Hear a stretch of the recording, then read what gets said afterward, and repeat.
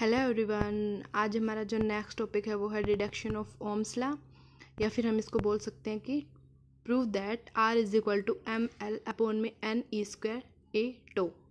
M यहाँ पे mass है, एल यहाँ पे लेंथ ऑफ द कंडक्टर है, एन यहाँ पे नंबर डेंसिटी है, ई क्या है यहाँ पे चार्ज है और ए एरिया हो, और टो क्या है यहाँ पे रिलैक्सेशन टाइम है। ठीक है, हमें ये प्रूव करनी है, ये इक्वेशन हमें प्रूव करनी है। ओम्स लॉ हम कर चुके हैं। अगर किसी ने ये ओम्स लॉ अगर आपने डिटेल में पढ़ना है तो आप प्रीवियस वीडियो चेक कर सकते हैं। यहाँ पे हम सबसे पहले क्या लिखेंगे कि हमने एक रिलेशन पढ़ी थी करंट की और ड्रिफ्ट वेलोसिटी की रिलेशन पढ़ी थी, तो हम यहाँ पे लिख सकते हैं we know that I is equals to, हमारे पास इक्वेशन जो रिजल्ट आया था उसका वो क्या था, I is equals to N E A V D. ये वाला रिजल्ट हमने पीछे ये प्रूव की थी, ये इक्वेशन, ये इसका पूरा डिटेल में ये मैंने पीछे करवा रखा है। और इसके बाद में हमने एक ड्रिफ्ट वेलोसिटी का फॉर्मूला पढ़ा था ई वी टो अपॉन में एम एल। ये जो फॉर्मूला था ये इस टाइप से था, ई टो अपॉन में एम, ये वाला फॉर्मूला था। यहाँ पे जो ई है इलेक्ट्रिक फील्ड की वैल्यू हमने पुट की थी यहाँ पे वी बाय एल, ये मैंने डिटेल में पीछे करवा रखा है। तो ये इक्वेशन हमारे पास में फर्स्ट है, ये इक्वेशन सेकंड है। ठीक है, तो यहाँ पे हम लिखेंगे, देखो यहाँ पे इस इक्वेशन में वी डी है, ड्रिफ्ट वेलोसिटी है, तो इसकी वैल्यू हम इस इक्वेशन में पुट कर सकते हैं। तो यहाँ पे लिखेंगे हम put equation second in equation first, we get, ये जो सेकंड इक्वेशन ये हमें फर्स्ट में पुट करनी है। इसके अंदर पुट करोगे तो आपके पास में इक्वेशन क्या बनेगी, I is equals to N E A. यहाँ तक तो हमने एज इट इज लिख दिया। यहाँ पे वी डी की वैल्यू पुट करेंगे ई वी टो अपॉन में एम एल। ठीक है, अब यहाँ पे देखो हमें ये वाली इक्वेशन पुट करनी है। इसके लिए एक बार आप ये देखो यहाँ पे कि जो ओम्स लॉ हमने पढ़ा था, ओम्स लॉ क्या था, V directly proportional to I, ये पढ़ा था। V is equals to proportionality का साइन रिमूव किया, क्या बन गया था हमारे पास में आई आर, या आर आई बोल सकते हैं हम इसको। यहाँ से अगर R की वैल्यू निकाले तो ये I इसके मल्टीप्लाई में इधर आके क्या हो जाएगा, डिवाइड में, यानी V बाय आई। ठीक है, तो इस फॉर्मूले में देखो यहाँ पे V है, अगर हम इस I को इधर ले आए और ये जो बाकी जो टर्म है इसको हम इधर ले आए तो V बाई क्या बन जाएगा हमारे पास में, R बन जाएगा।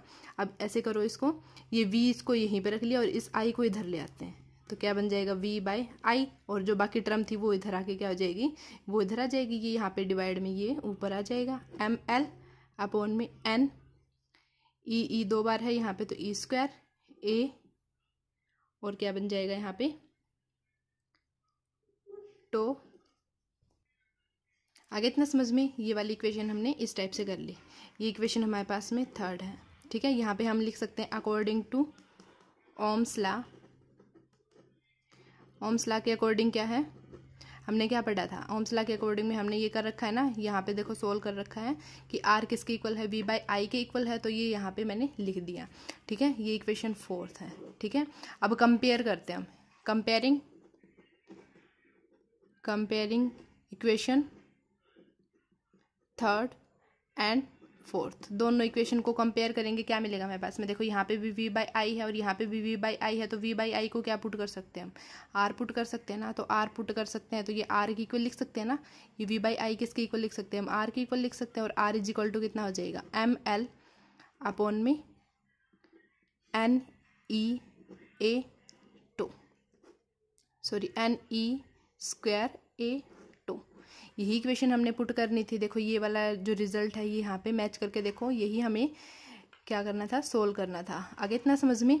अब जो नेक्स्ट इक्वेशन है, जो नेक्स्ट है हमारे पास में वो क्या है, rho is equals to M N E square tau. मतलब क्या है, रो क्या है यहाँ पे रेजिस्टिविटी, यानी रेजिस्टिविटी की हमें ये प्रूव करना है कि rho is equal to M by N E square tau. ये वाली इक्वेशन हमें प्रूव करनी है, या फिर हम इसको अनदर फॉर्म में ये कैसे आ सकती है, डिराइव रिलेशन बिटवीन रेजिस्टिविटी, मास, नंबर डेंसिटी, जो एन है ये यहाँ पे क्या है नंबर डेंसिटी है, एंड रिलैक्सेशन टाइम, टो क्या है यहाँ पे रिलैक्सेशन टाइम। यानी ये ऐसे भी आ सकती है, derive relation between resistivity, mass, number density and relaxation time, या फिर इस टाइप से भी आ सकती है कि rho is equals to M by N E square tau. ये हमें प्रूव करनी है। ठीक है, सबसे पहले हमें देखो पता है कि अभी हमने एक फॉर्मूला कैलकुलेट किया था, मैं डायरेक्ट लिख देती हूँ यहाँ पे, वी नो दैट हमने एक फॉर्मूला कैलकुलेट किया था अभी, R is equals to M L upon में N E square A tau, ये फॉर्मूला हमने अभी कैलकुलेट किया था, ये इक्वेशन फर्स्ट हमने यहाँ पे लिख ली। अब सेकंड देखो, R is equals to rho L by A, ये वाला फॉर्मूला आपको पता है ना कहाँ से आया, देखो मैंने पीछे करवा रखा है। ये जो रेजिस्टेंस है वो डायरेक्टली प्रोपोर्शनल होता है लेंथ के एंड इनवर्सली प्रोपोर्शनल होता है एरिया के। जब हम इसको कंबाइन करके लिखते हैं तो ये ऐसे हो जाता है एल बाई ए, और प्रोपोर्शनलिटी का साइन जब रिमूव करके लिखते हैं तो ये बन जाएगा हमारे पास में रो एल अपॉन में ए, ये बन जाता है फॉर्मूला। ठीक है, तो ये इक्वेशन हमारे पास में सेकंड है। यहाँ पे लिखेंगे comparing equation first and second, दोनों इक्वेशन को हमें कंपेयर करना है। दोनों को कंपेयर करोगे, लिखो दोनों के लेफ्ट साइड इक्वल है तो राइट साइड क्या लिख सकते हैं हम, इक्वल लिख सकते हैं, रो एल बाई ए, और इधर लिख दिया हमने एम एल अपॉन में N E square A two. ठीक है, अब देखो यहाँ पे हमें रो की वैल्यू फाइंड आउट करनी है, ये वाली रो की वैल्यू फाइंड आउट करनी है ना, तो ये एल इसके मल्टीप्लाई में इधर आके डिवाइड में होगा, मतलब ये एल से एल कैंसिल, तो ये वाला जो एरिया है यहाँ पे डिवाइड में इधर आके मल्टीप्लाई में होगा, तो मतलब एरिया से एरिया कैंसिल और लेंथ से लेंथ कैंसिल। ठीक है, तो रो इज इक्वल्स टू कितना बच गया हमारे पास में, एम अपॉन में एन ई स्क्वायर टू, और यही वैल्यू हमें फाइंड आउट करनी थी। आई होप आपको दोनों रिलेशन समझ में आ गई होंगी। Thank you.